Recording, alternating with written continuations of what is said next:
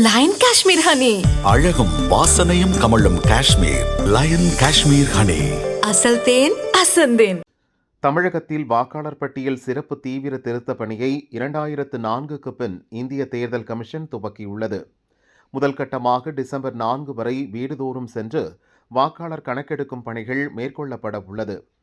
ஆனால் வாக்காளர் பட்டியல் கணக்கெடுப்பு படிவம் விநியோகம் செய்வதில் குழப்பம் நீடித்து வருகிறது. சில இடங்களில் வாக்காளர்களுக்கு 2 முறை படிவம் வழங்கப்பட்டுள்ளது. பல இடங்களில் படிவம் விநியோகம் செய்யும் பணியே துவங்கவில்லை.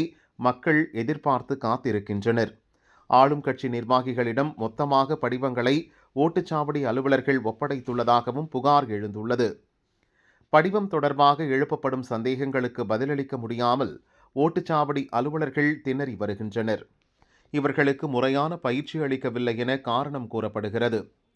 வாக்காளர் பட்டியல் சிறப்பு திருத்த பணிக்கு மேம்படுத்தப்பட்ட மொபைல் ஆப்பை தேர்தல் கமிஷன் விரைவில் வெளியிட உள்ளதாக தெரிகிறது.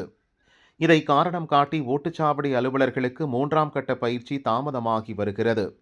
இப்படி கணக்கெடுப்பு நிலையிலேயே பல குழப்பங்கள் ஏற்பட்டுள்ளதால் வாக்காளர்கள் மட்டுமின்றி அரசியல் கட்சியினரும் அதிர்ச்சி அடைந்துள்ளனர்.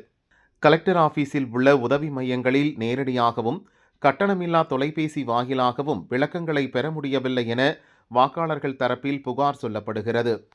சென்னை தேனாம்பேட்டையில் உள்ள திமுக தலைமை அலுவலகத்தில் வாக்காளர் பட்டியல் சிறப்பு திருத்த பணி தொடர்பான செயல்பாடுகளுக்கு வார் ரூம் அமைக்கப்பட்டுள்ளது. வாக்காளர்கள் தங்களுக்கு எழும் சந்தேகங்கள் குறித்து இங்குள்ள 8054200220 என்ற மொபைல் போன் எண்ணை தொடர்பு கொண்டு புகார் தெரிவிக்கலாம், விளக்கம் பெறலாம்.